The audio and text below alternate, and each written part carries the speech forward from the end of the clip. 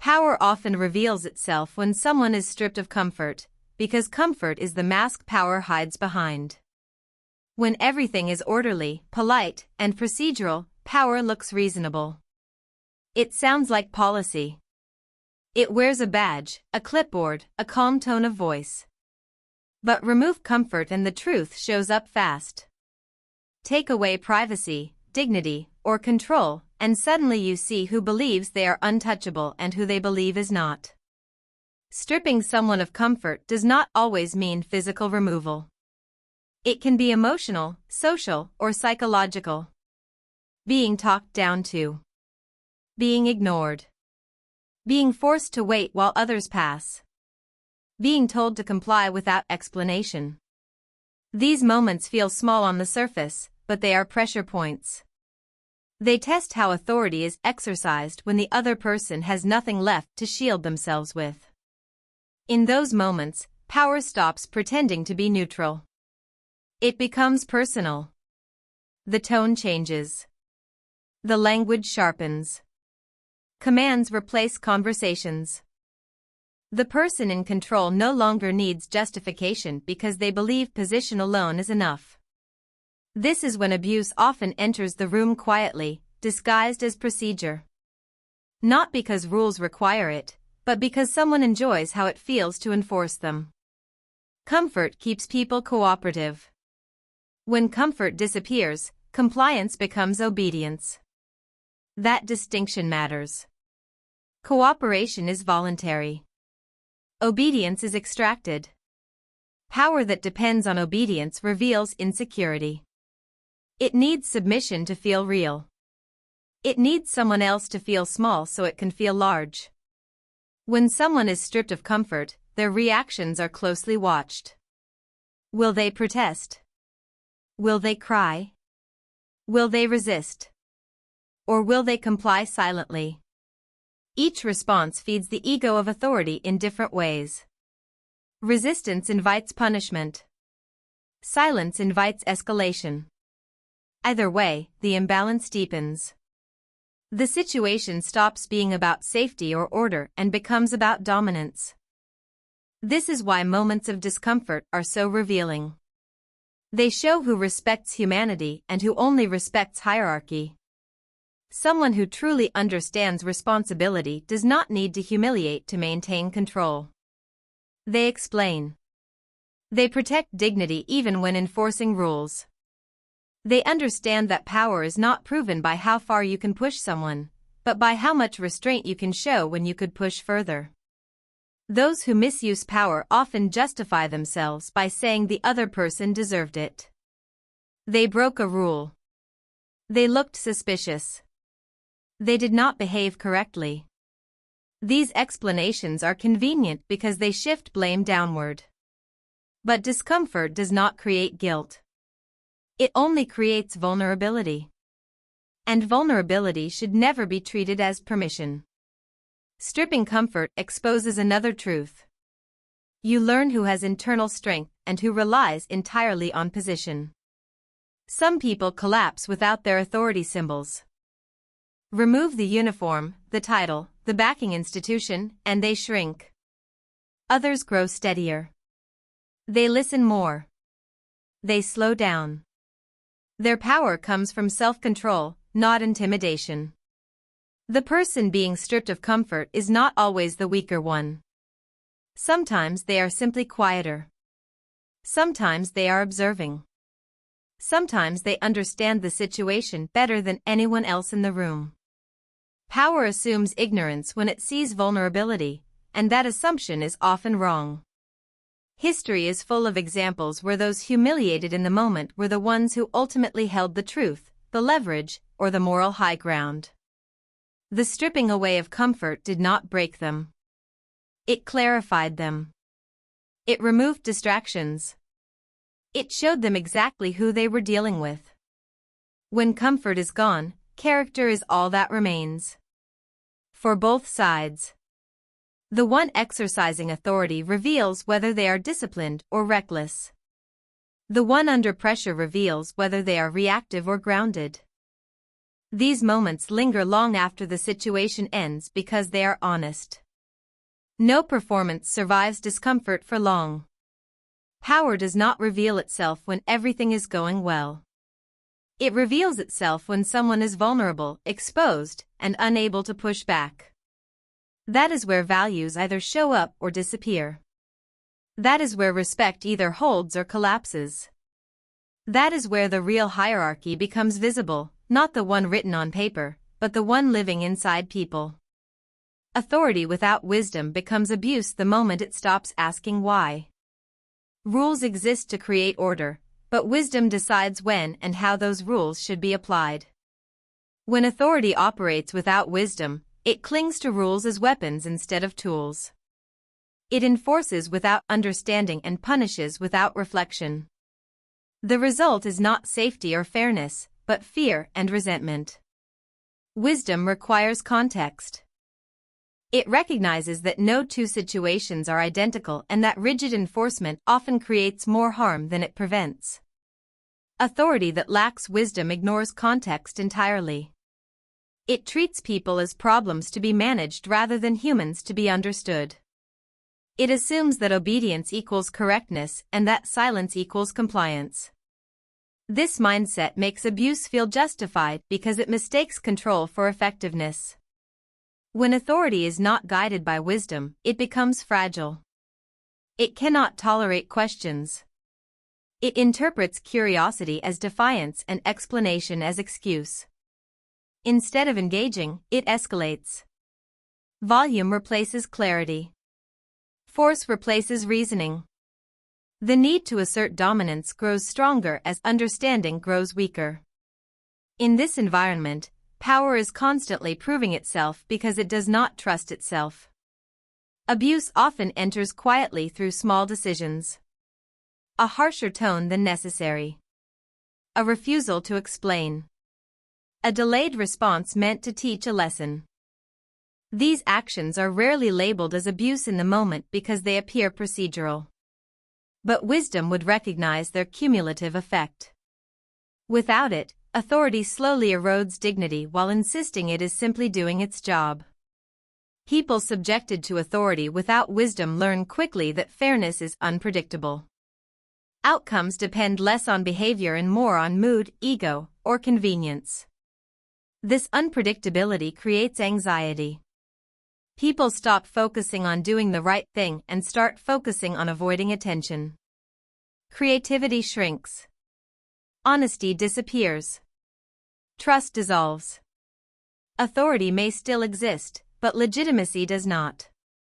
Wisdom understands restraint. It knows that just because you can act does not mean you should.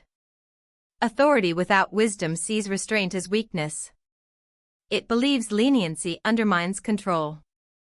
In reality, restraint signals confidence. It shows that authority is not threatened by nuance or empathy. When wisdom is absent, authority overcompensates. It tightens its grip, not realizing that the tighter it holds, the more resistance it creates. Abuse thrives where accountability is missing. Authority without wisdom often shields itself behind hierarchy. Decisions flow downward, but consequences never travel upward.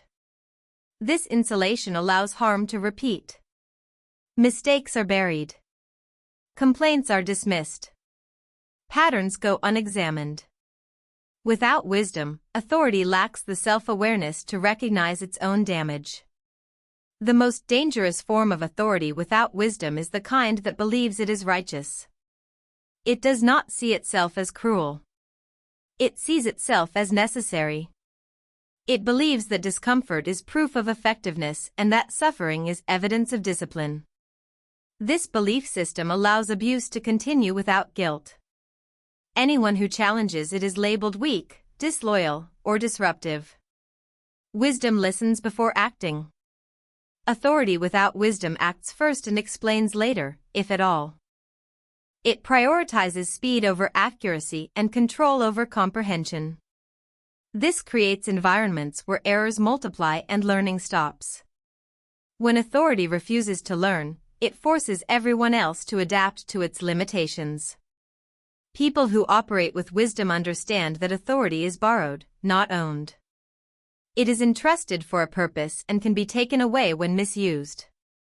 Authority without wisdom behaves as though it is permanent. It forgets that titles expire, positions change, and reputations linger. Abuse may feel powerful in the moment, but it leaves traces that cannot be erased.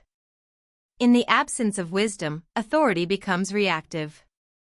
It responds to perceived threats rather than real ones. It confuses disagreement with danger and difference with disorder. Over time, this mindset creates an environment where conformity is valued more than integrity and silence is safer than truth. Authority gains meaning when it serves something larger than itself. Without wisdom, it serves only its own survival. It exists to maintain position rather than fulfill responsibility. In that state, abuse is not an accident. It is an outcome.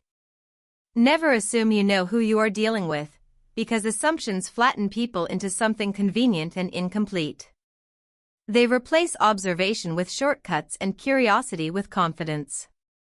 Assumptions feel efficient, but they are lazy. They create a false sense of control by convincing you that the situation is already understood, when in reality it has barely been examined. People rely on assumptions most when power is uneven. When someone believes they hold authority, they stop gathering information. They decide quickly who is important, who is credible, and who is expendable. Appearance becomes evidence. Silence becomes guilt. Compliance becomes weakness. In those moments, the person being judged is no longer seen as an individual, only as a role that fits the assumption. Assumptions thrive on surface details. Clothing, posture, accent, age, gender, and demeanor all get translated into stories that feel factual but are rarely accurate. A calm person is labeled passive.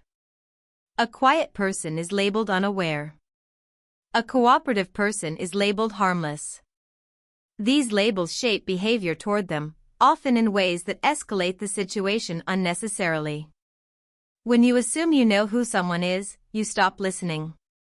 You hear only what confirms your expectation and ignore anything that challenges it. This selective attention reinforces the assumption until it feels like truth. The danger is not just being wrong, but acting on that wrongness with confidence. History and everyday life are filled with moments where assumptions collapsed under scrutiny. People dismissed as insignificant revealed depth. People treated as powerless revealed leverage. People underestimated revealed capability. These reversals are not rare. They are reminders that perception is not reality, and certainty without evidence is fragile. Assumptions also expose the person making them. They reveal bias, fear, and ego. Assuming dominance over someone often masks insecurity. It suggests a need to categorize quickly to avoid uncertainty. True confidence can tolerate not knowing. It stays open. It asks questions. It observes before acting. When authority assumes, it risks humiliation. Not because the other person intends to embarrass them, but because reality eventually asserts itself. Credentials surface. Context emerges. Information spreads. What was hidden becomes visible. The moment of realization is often uncomfortable, not just because of the mistake, but because of how that mistake was expressed through behavior. Assumptions can escalate harm. Treating someone as unimportant can justify neglect. Treating someone as dangerous can justify force. Treating someone as ignorant can justify disrespect. Each response feels logical within the assumption, but destructive outside it. Once harm is done, correcting the assumption does not undo the impact. Never assuming does not mean being naive. It means staying aware that people are complex and situations evolve. It means recognizing that you are always working with partial information. This mindset encourages humility. It slows reaction just enough to allow better judgment. Those who avoid assumptions often notice details others miss. They pick up on inconsistencies. They sense when something does not add up. They ask clarifying questions rather than issuing commands. This approach does not weaken authority. It strengthens it by grounding decisions in reality instead of projection. Assumptions are often defended as instincts. But instincts are shaped by past experiences, not present facts. What felt true before may not apply now. Relying on instinct without verification turns memory into bias. Wisdom knows the difference. When you assume you know who you are dealing with, you lock yourself into a narrative. Changing course becomes harder because admitting error feels like losing face. Many people would rather double down than step back. This rigidity creates situations where small misunderstandings turn into major consequences. Respect grows when assumptions shrink. Treating people as unknowns rather than stereotypes opens space for dignity. It acknowledges that everyone carries a story you have not read and skills you have not seen. This approach protects both sides from unnecessary conflict. Never assuming does not guarantee safety or success, but it reduces blind spots. It keeps you alert. It reminds you that power dynamics can shift and that today's quiet presence could be tomorrow's decisive voice. True strength stays quiet until it is needed, because real capability does not require constant display. Loud strength demands attention. Quiet strength waits. It observes the environment, understands the stakes, and conserves energy. It does not rush to prove itself because it is not fueled by insecurity. It is grounded in confidence that does not depend on recognition. People often mistake volume for power. They equate dominance with authority and aggression with control. But these are performances, not foundations. The loudest presence in the room is often compensating for something missing. Quiet strength, on the other hand, has nothing to compensate for. It knows its limits and its abilities, and that knowledge allows it to remain still. Quiet strength listens more than it speaks. It gathers information while others reveal themselves. It notices patterns, inconsistencies, and shifts in tone. While louder forms of strength react immediately, quiet strength pauses. That pause is not hesitation. It is calculation. It allows response instead of reaction. This kind of strength does not seek validation. It is comfortable being underestimated because it understands that underestimation can be an advantage. When expectations are low, pressure decreases. Freedom increases. Quiet strength uses this space to prepare, to think, and to choose the right moment rather than the loudest one. In high-pressure situations, quiet strength becomes visible through composure. While others escalate emotionally, it remains steady. While others panic or posture, it focuses. This calm is not passive. It is active restraint. It keeps fear from dictating decisions and ego from hijacking outcomes. Quiet strength also respects timing. It knows that acting too early can be as damaging as acting too late. It waits for clarity. It allows situations to reveal themselves fully before intervening. This patience often frustrates those who equate speed with effectiveness, but it prevents unnecessary conflict and irreversible mistakes. Those who possess quiet strength rarely advertise it. Their track record speaks instead. They rely on preparation rather than performance. When action is required, they move decisively, not dramatically. The shift can be startling because it contrasts so sharply with their earlier stillness. People who operate loudly often burn out quickly. Constant assertion drains energy and invites resistance. Quiet strength is sustainable. It conserves resources and maintains focus over time. This endurance allows it to outlast noise and chaos. There is also humility in quiet strength. It recognizes that not every situation requires intervention. Sometimes the strongest choice is to let things unfold. Interference driven by ego often creates more problems than it solves. Quiet strength resists the urge to control everything. When quiet strength finally acts, it does so with precision. There is no excess movement or unnecessary force. Each action has intent. Each word has weight. This economy of effort makes it effective and difficult to challenge. Quiet strength does not seek to intimidate. It seeks to resolve. It understands that fear is unstable and temporary, while respect is durable. By remaining measured, it creates space for de-escalation and understanding, even in tense situations. Those who mistake quiet strength for weakness often regret it. They push boundaries, expecting no response. What they encounter instead is a firm, unyielding line that does not move. The response is not explosive, but it is final. True strength is comfortable in silence. It does not fill every moment with noise. It allows silence to do some of the work. In that silence, others reveal their intentions, their limits, and their errors.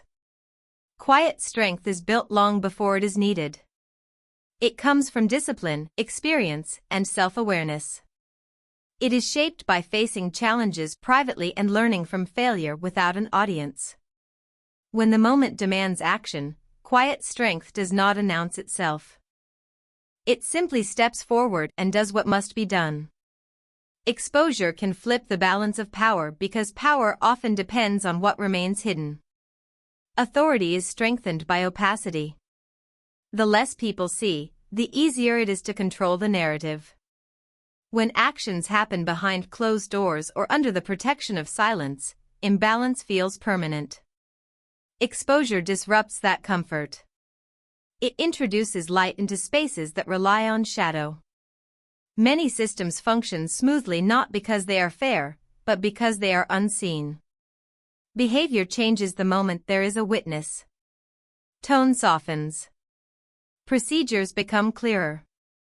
Accountability suddenly matters. Exposure does not create misconduct, it reveals it. And once revealed, power must answer for itself. Those who hold power often underestimate how fragile it is. They assume position protects them. They rely on the belief that no one will question, record, or speak up. This belief encourages overreach. Small abuses become habits. Habits become culture. Exposure interrupts this progression by forcing actions to stand on their own merits. When exposure occurs, the balance shifts. The person or group previously controlled by fear or uncertainty gains leverage through visibility. Facts replace assumptions. Evidence replaces denial. The story no longer belongs solely to the powerful. It becomes shared, examined, and judged. Exposure also redistributes credibility. Authority figures often benefit from automatic trust. Their version of events is accepted first. Exposure challenges that advantage. When documentation, testimony, or undeniable proof surfaces, credibility moves toward truth rather than title. This shift can be unsettling because it removes the shield of reputation. The fear of exposure is often more powerful than exposure itself. It shapes behavior preemptively. Knowing that actions could be seen or questioned encourages restraint. This is why transparency is resisted by those who benefit from imbalance. It limits freedom to act without consequence. Exposure can feel threatening because it removes ambiguity. Ambiguity allows plausible deniability. It creates space to reinterpret actions in a favorable light. Exposure narrows that space. It pins behavior to facts. Once pinned, explanations lose flexibility. For those subjected to unfair power, exposure can be a turning point. It validates experience. It confirms that what felt wrong was not imagined. This validation restores agency. Silence isolates. Exposure connects. Not all exposure is dramatic. Sometimes it is a quiet record. A timestamp. A witness who remembers. These small elements accumulate. They form a trail that can no longer be ignored. Power often collapses not from one major revelation, but from the weight of consistent truth. Exposure also reveals complexity. It shows that power dynamics are rarely one-sided. Those perceived as powerless often have more influence than assumed. Information, patience, and timing can shift outcomes dramatically. Exposure activates these tools. There is risk in exposure. Speaking up can invite retaliation. This is why many imbalances persist. But once exposure occurs, retaliation becomes harder to justify. The presence of scrutiny limits escalation. Even flawed systems respond differently when watched. Exposure does not guarantee justice, but it changes the terrain. It forces power to operate under constraints. It introduces consequences where there were none. It compels explanation instead of assumption. Those who rely on intimidation often unravel under exposure. Their authority was performative, not substantive. Without secrecy, their behavior appears petty or cruel. The contrast between image and reality becomes impossible to reconcile. Exposure also educates. It informs others who may face similar situations. Patterns become visible. Shared knowledge reduces isolation and increases preparedness. Power thrives when people believe their experience is unique. Exposure proves otherwise. Once exposure happens, the balance rarely returns to its original state.